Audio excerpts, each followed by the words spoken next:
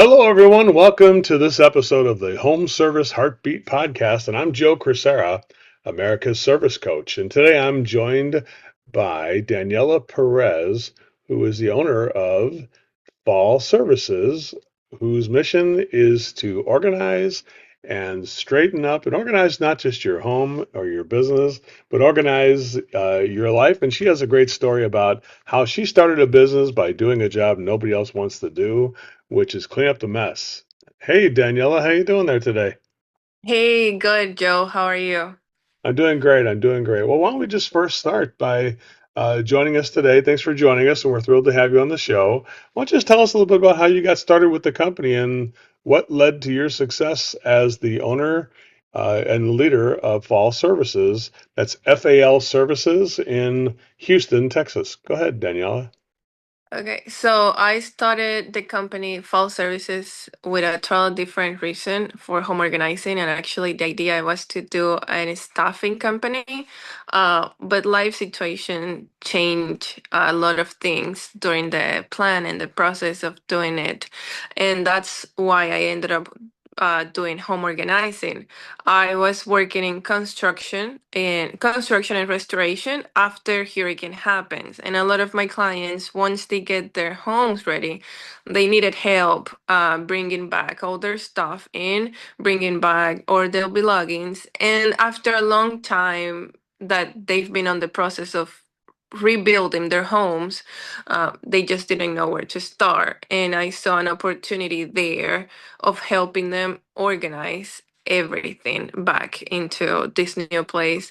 Um, what I love of it is that I feel like I was helping them. I was I knew what they went through. I knew what the problems they were facing and everything that it was a challenge after losing part of their homes because of a hurricane. And so it was important for me to make them feel that I wasn't there just to put everything back, but that I was gonna be respectful with a lot of with a lot of the things that they were able to keep, because most of the things they also lost during hurricanes or during the disasters that they were trying to survive. I'm sorry. So that's how I got into it in 2020. Yeah, 2020, kind of 2021 until last year, that I decided to do it full time. I had to leave the company. I was working in construction and just start with my own company. In a year, um, I still, I'm still consider myself a baby with the company. Like I'm still growing. I still a lot I have to learn. There's still a lot I need to do. But in a year, I've been able to accomplish it's that all the clients I have, and my goal was Mm-hmm. to have people that actually needed the job done and that they needed help. Like every house I get to go, it's because they have a story behind the need of needing a home organizer. It's not only about going and making it looks aesthetic. Like there's a lot of that's of the home organizing industry right now.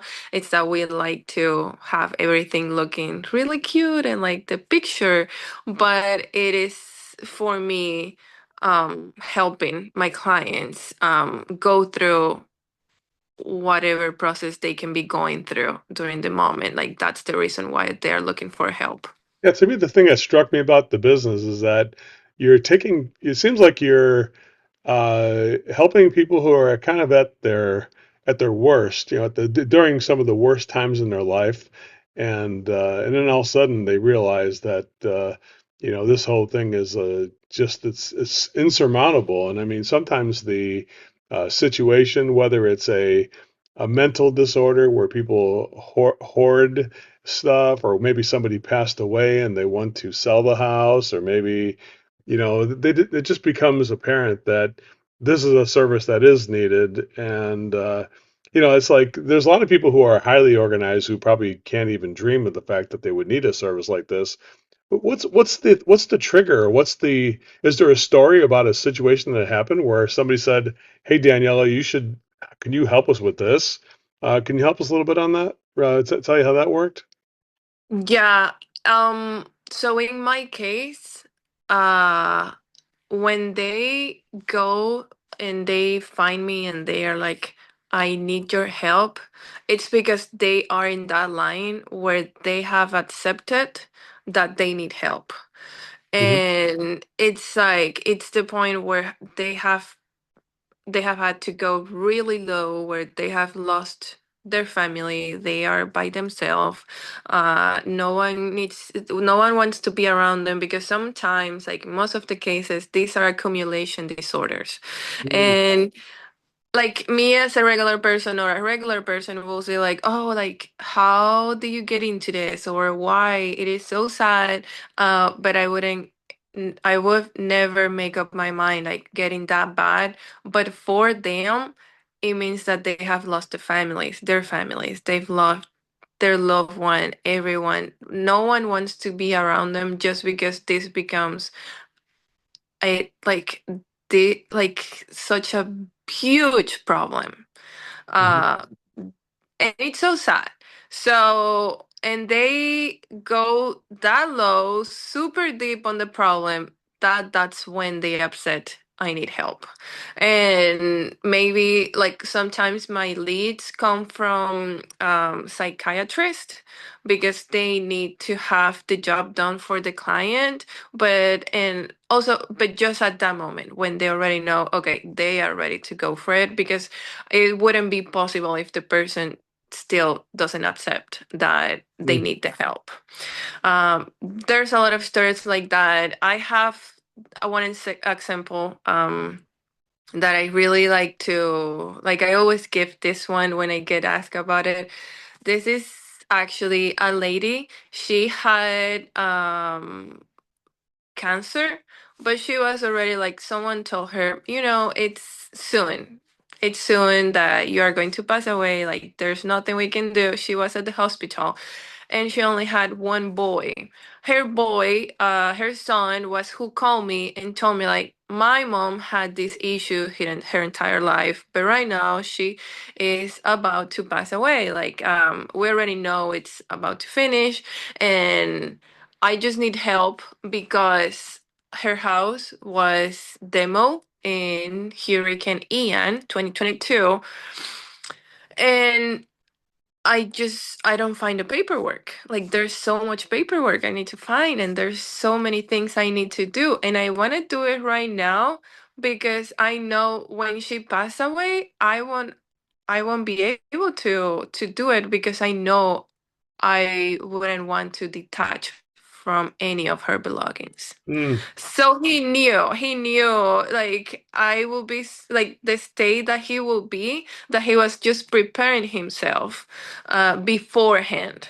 And funny is that I found all the paperwork he needed in like the last place he Mm. will it was. That's funny. Um So just by and he organizing stuff, you found stuff they needed to close things up and everything like that. Yes, yeah, Mhm. and he was happy with everything, but it was a really like heavy story. It's the kind of story that you go there and you are just not trying to get rid of a bunch of things, just, oh, let's just do some junk removal. No, it was actually everything had a meaning in that house. And I can give you another example. It's another lady. She didn't have kids. She didn't have any family. She only had her dog. She didn't get married. Um, Her brother had passed away like a few years ago, and she was the only one left in her family. Mm. So she was like an 85 years old. And she's like, I need help because I'm getting ready for the time of my passing. And again, I need to find all my paperwork. The issue is that this lady was already having, I don't know, she was still driving, but she had like memory problems. Um, and she didn't have assistant living, like I did, she didn't have anyone living with her. And when I get to her house, I could notice that. And that's something I also do, that I help them doing all the filing of the paperwork and go through all of that with her. And she was able to have that ready for the moment of the passing. And also, like, I help her get a cleaning crew to go there and be with her every week, so she could keep up with the place and she didn't have uh, problems in the future. So yeah, it's like in my case, the reason why I do like the home organizing, it's because there's always story behind it. There's always something going on. There's an issue that they are trying to overcome. There's a process they are going through. And that's what it means, more than let's make it look good. Of course, that's always the goal. We love and Mhm. before and after. We love the part of the process, but always taking care of being human. And yes. Well, Daniela, I can definitely tell that the people of Houston, Texas, and soon to be in Nebraska, you're saying your mom's going to open one of these in Nebraska too, that they're fortunate to have somebody like you because I think when you look at it, like sometimes there's a balance between the work we do to get all this stuff done, and it's not easy to do to declutter a space and to reorganize it so that it's acceptable and, everything's organized. And then there's the people part of it. The work part of it is one thing, and the people part is the other thing. And what would you say is the bigger challenge? Are they equal, the challenges, or would you say the people part is a greater challenge than the work part of it? What would you say? Because I've been always, since I started working, and like I was 19 years. I started when I had my first job. It's been 10 years. Hmm. Um, I've been always work so hard that I think working like the labor job, the Hmm. manual, the being there, it's not as hard as yes, as the people part. Because it's I always give this example, and like I like to always tell my clients or first time clients, let's do a first time consultation first. uh because I need you guys to get to know me, and I want to get to know you.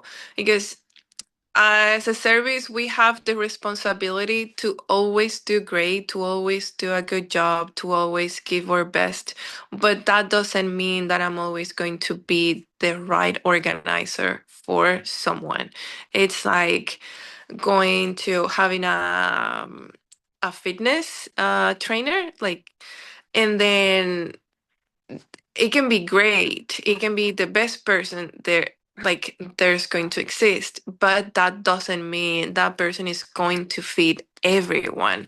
That person is going to have the exact people he can work with, and it's going to happen the same with me. So I really care the part of getting to know them, because it will be responsible from me to just go with anyone and everyone.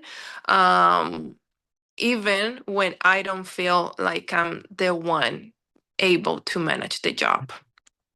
Interesting, very interesting. What is what's the goal of the whole thing here? I mean, the scaling.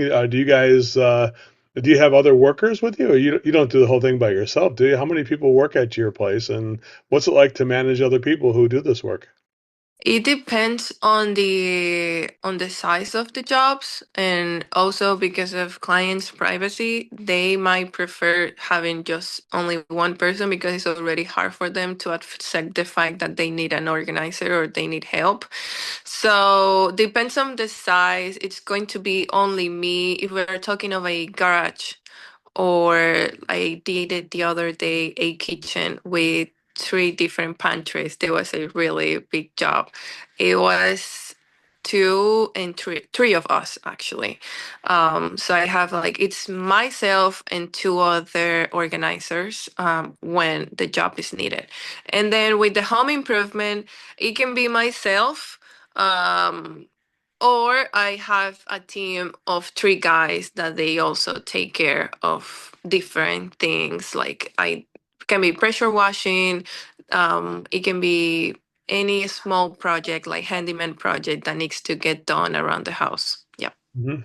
Well, good, good, good. Well, tell me a little bit about what are some of the what are some of the things that you can do to stay motivated? I mean, because this is kind of like you're kind of seeing people at their worst or at a time when they really are going through challenges, and you're kind of turning it. And what's it like when you reveal the home? Do people leave and then they don't stay? Do they stay there when you're doing this kind of work, or do they leave and then you kind of reveal after the house has been all straightened out and things like that, or do they say, okay, let's come in and see, and they go, wow, is there that wow moment that they get, or Yes, what's a little bit about they that's the good thing.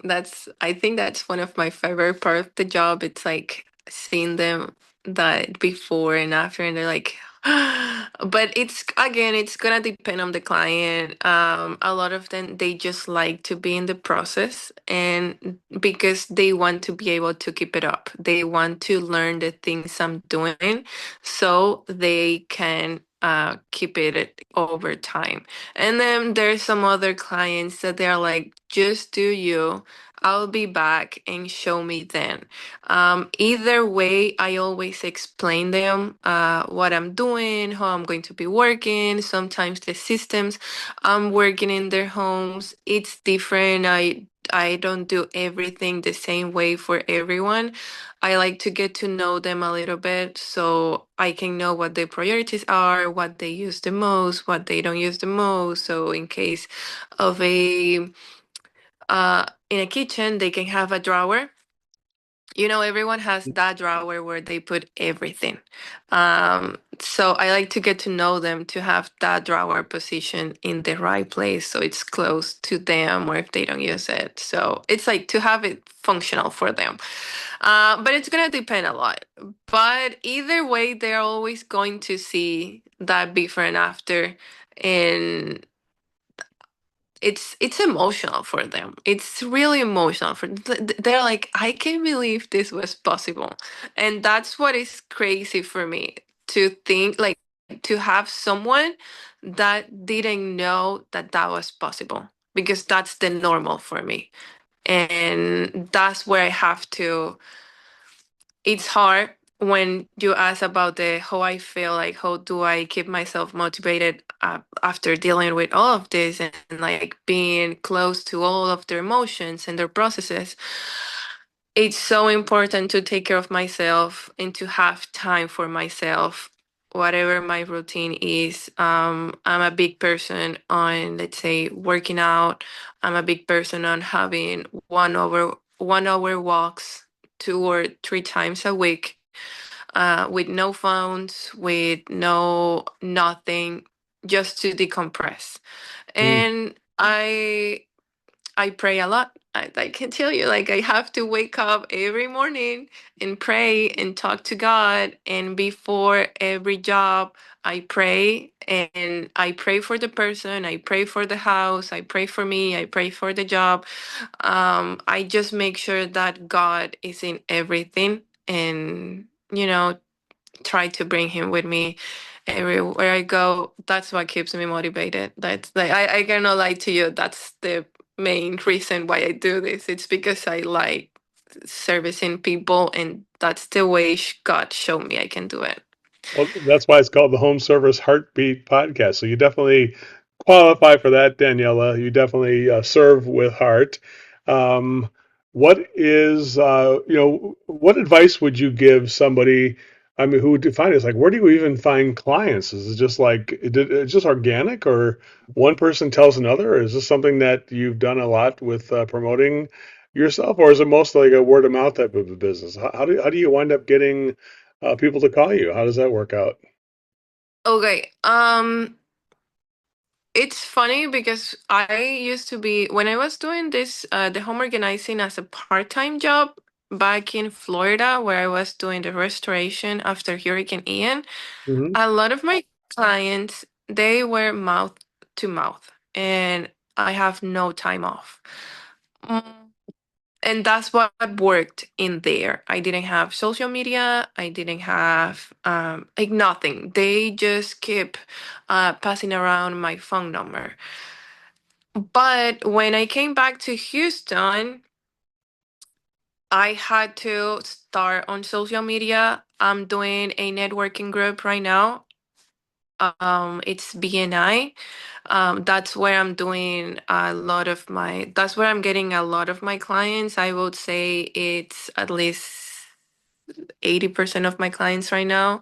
Sometimes I do some other lead generations apps, but they are not like it's not as often right now and mouth to mouth, but it has taken me like a year to get to that point where people is recommending me with other people. I had to go like with networking events. I had to do a lot of Instagram, Facebook. I had to do a lot of that, and I didn't like that at first. I was like, but why? Because I was so used to people passing my number until I had to make my peace with it. And just until right now, after a year and a half later, it's where I'm getting that again. Hmm. Well, what advice would you give someone who's starting a business like this? What would you say to what would you say to your younger self if you were starting this business? What would you tell yourself? I know that you know that your higher power is an important element of it, and that's probably stay connected there. I'm sure that's something you would have done anyway. But what other things have you learned that you would give advice to yourself or other people who started business like this? Keep trying. I used to consider myself as a person that wasn't disciplined or constant or patient. Like I wanted to see everything right away, but maybe that comes because um I saw my family, like my family, they have had companies before, like my parents, and I saw how successful they were. But I was so, like, I was so young that I didn't get to see the process that they had to go through to get to Mhm. what I actually saw. So I was used to the result. And now that I'm doing my own company, now that I'm trying, now that I have to wake up every morning and, set myself with a list of tasks, I would just tell myself, like, keep trying, keep trying. It's, there's no such a thing like everything or nothing. There's a process in the middle. And Mm. don't ignore that process in the middle. Yes, you'll get to the everything. Yes, I've been in the nothing. Maybe I'm still in there, but there's a process I'm enjoying, and just keep trying, keep doing it. If God at some point says this is not what you're gonna keep doing, this it's not what's gonna work out, like, or we're gonna go with a different road, like we already working this. I don't know. It's okay, but just keep trying. Like be in your discipline. Like I need to remind myself that I am disciplined. Just because I don't see it right away, it doesn't mean that I'm not. Yeah, yeah, I get that. No, it sounds like you're definitely is. I wouldn't say it doesn't sound like you're not disciplined, but it does sound like it's a rare thing that you're not trying to over control everything, and you say, "Hey, I'm just going to follow the process and see where this takes me, and I'm going to make sure I follow a good process, and then I'm confident that the process will deliver." And also, you're surrendering your life and the way you do things to your higher power and your God, and that is something that a lot of people could learn from there. Honestly, that we don't even though as much I think the more we try to control things, the less we actually do. Does that make sense? So I think we have to realize that there's a power in the universe that's greater than us ourselves, and that higher power is something that does control far more than we actually give it credit for. I would say. What would you say to that? Is that accurate? Would you say? Yes. It is, it does make sense. I just went through something like I set myself up like super high expectation that I don't even know where it come from. Like it's like no one is putting pressure on me. No one is trying to. No one is telling me like you need to make this amount of money. You need to make this amount of clients in a week. But I'm still pressuring myself to get there, no matter what. And at this point, I'm just making it by my human power. And Sunday, I had to like I was crossing that door and I say, I can't. I'm tired. I'm exhausted. I can't, like, I can't do it. And I had to go back, sit on my couch, and just say, like, God, I can't. Like, this is, I can't. It's hard.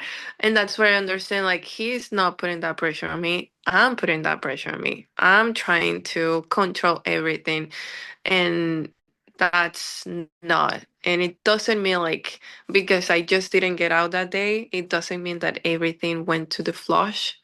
It just means that I'm still human and I need a break. Your body needs a break. And having a break doesn't mean that you're stopping the process. It means that it's part of the process, actually. Well, you know what? I don't know how you showed up at exactly the right time that I needed to hear that message. So you helped me too just by inspiring me with that message, and that's a message I think we all could learn to release our attachment to things that are we think are under our control, but really accept work as hard as you can. People are more important than things. Follow the process and have faith that if you do all those things, work hard, make sure it's a people focused business and not a you focused business. Not about you. It's about the people you're working with, Yeah. and then follow the process. Right. Hard work, people, and process. Yep. Sounds like those three things will take you a long way, and definitely, it's a great message that I needed to hear today. So thank you so Oh, much well, you don't know thanks how for helping me happy it today. makes It was me really to helpful. hear that. It means a Wow. lot, and definitely you're perfect for the home service heartbeat podcast. And so, but they always do say, Daniela, a good podcast starts on time and a great one ends on time. So we're going to have to bring this to a conclusion. How can people connect with you and learn more about working with you or partnering with you, Daniela? Okay. I don't know if I can give my phone number here. Whatever you want to do, anything you want. It's okay. I'm not gonna. I won't um. stop you from serving other people, but whoever you want, Yeah, of email, course. phone number, however you want to do it, it's up to you. It doesn't make a difference. Instagram. So I've seen you on Instagram too. Is there? You can do it that way. So go ahead and tell us a little bit more about how people get a hold of you. yeah, so they can get a hold of me over You can give your phone Instagram. number if you want. Phone number is fine if you want to. Yeah. Okay, I'll do it. So my phone number is 402-980-8922. I don't have problem giving my phone number because I always like people knowing that they are going to talk to me. They're going to talk to the face of the company. They're going to talk to the person going through that door and doing the job. And if they, and it, or maybe during the call, they are not going to see my face, but if they wanted to see my face, of course, they ain't seeing it right here. But if they wanted to see more about me, they can go to Instagram and Facebook, FAL Services LLC.com. I'm sorry, not .com, just FAL Services LLC on Instagram and Facebook. Well, that's definitely great. I did look it up. You have a great Instagram page. I went through that and looked some really inspirational things you put up there as well there too. Well, that was another great conversation with Daniela Perez from FAL Services. That's FAL LLC, and look it up on Yes. Instagram or just put it in Google. That's what I did, and everything came up, and you can search it. And if you need that kind of service, or if you just want to be inspired by her story, you can definitely do that. And those of you who are fortunate enough to stick with us until the end of this podcast, if you gained value from today's episode and take a step back and get inspiration, we'd love to hear from you. And leave a rating or review about this podcast and what you thought about it. And if you know someone in the service industry or anybody looking to scale their career or business, send them this episode their way and they'll get through those tough times and just focus on people, do hard work, and focus on the process just like Daniela does. And if you get one key insight from today, put it into action. Let us know how it goes. We'd love to hear about your progress. Thanks again, Daniela, for joining us. I really appreciate that. Thank you. Thank you. I really appreciate you guys having me. And thank you so much.